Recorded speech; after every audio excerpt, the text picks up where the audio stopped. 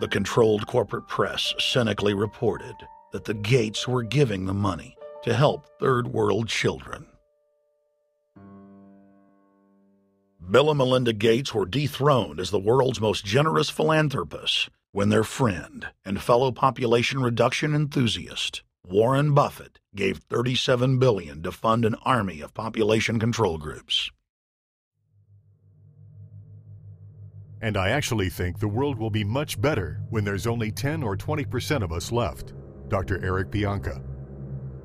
Prominent University of Texas biologist Dr. Eric Pianka, while receiving an award from the Texas Academy of Science, said that the worldwide AIDS pandemic was, quote, no good, it's too slow, and went on to laud the virtues of Ebola because it would kill 90% of the world population quickly.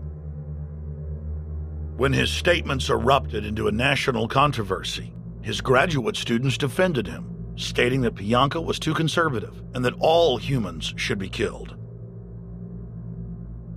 But most frightening was the fact that in a crowd of over 1,000 prominent scientists, local newspapers reported that 95% of those in attendance gave Pianka sustained standing ovations every time he extolled the virtues of mass-culling microbes and man's destruction.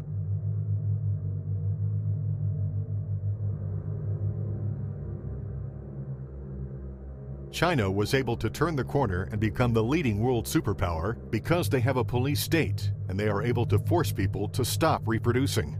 Dr. Eric R. Pianka. The eugenics movement has now shaken off much of its Nazi baggage and is using people's legitimate concern about the environment as a cloak to conceal their real agenda. Everyone wants to breathe clean air and have good water. But the controllers of the environmental movement have done nothing but co-opt people's concerns and parlay it into support for global policies that further destabilize the third world and create untold misery. Phony environmental and conservation groups are now the biggest private landowners in the world. They lobby government to take property away from local populations, only to develop it themselves later. When the U.S. military dumps millions of gallons of nerve gas on the east coast of the U.S., they don't say a word.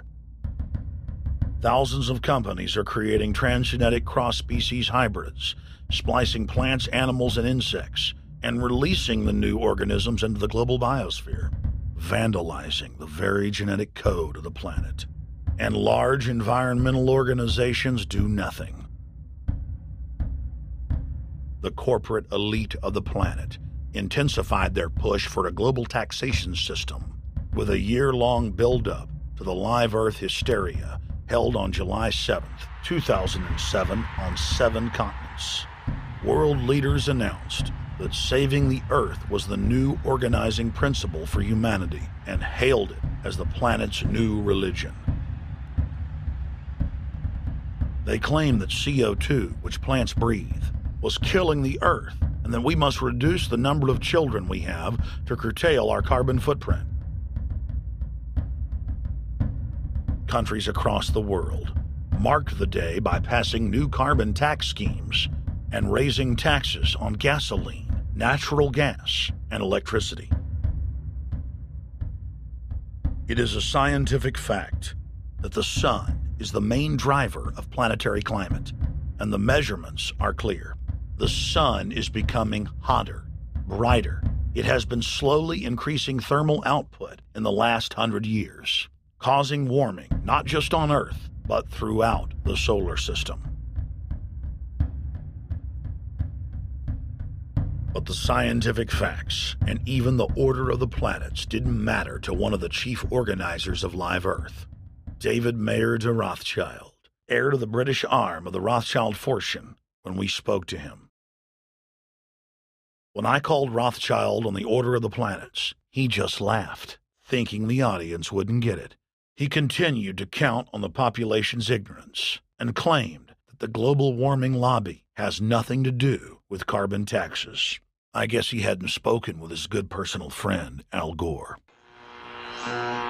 Global warming, the time for debate is over. I think what you have to realize is that being environmentally sensitive and making money aren't mutually exclusive. There's a lot of money to be made in addressing this issue. But you guys are gobbling up all the world's concern to just simply line your pockets and make kids read your book in schools and do all this. It's a business, just like you said, Rothschild.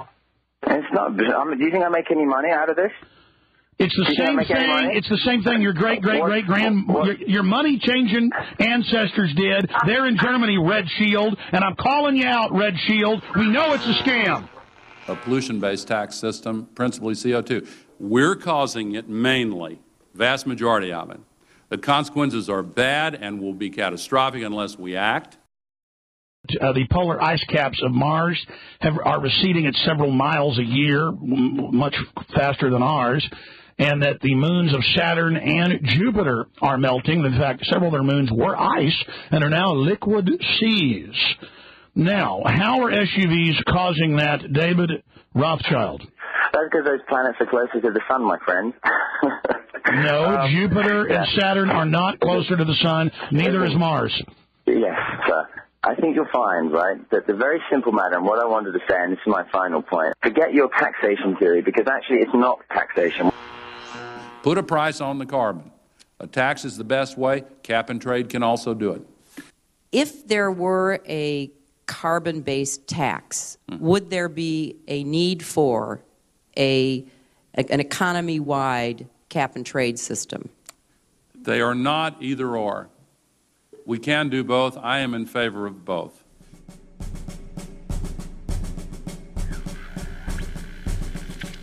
The architects of the New World Order are in a race to complete the structure of world government so they can suppress the independent development of technologies that threaten their monopoly of power, while at the same time steering new developments in the direction the architects chart for humanity. The technocrats call their governing system the final revolution because in the past, empires were enforced militarily. Now enforcement is primarily psychological and economic, and society itself is a construct of the elite who operate outside the controlled paradigm and control the civilization within, just as a child maintains the environment of a fish tank. We are like lab rats, living out our entire existence, never questioning the confines of the cage or the scientists who experiment on us. New World Order engineers have hijacked human destiny. Its controllers have closely studied human behavior for more than 100 years and are now steering us with expert control, using our primitive drives and desires as levers. They have developed their mind control systems to the point of being able to control the average unconscious person like a car.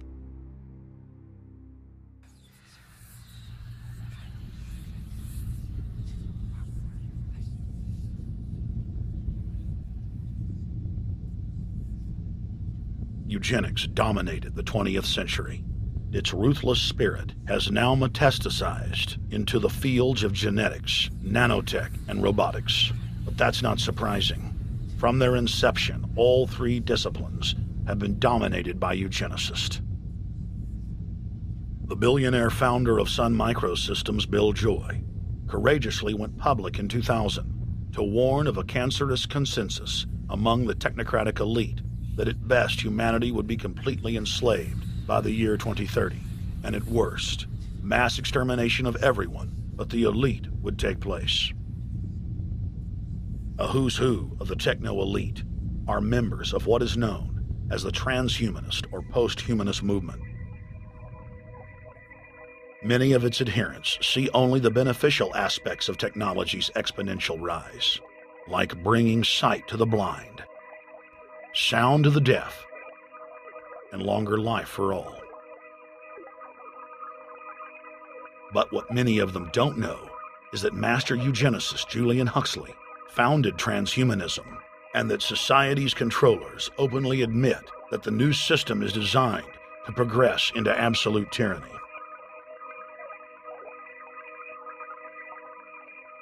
Leading transhumanist Ray Kurzweil boasts that technological advancements will allow those that can afford it to live forever, but admits that most won't be able to keep up with the new master race.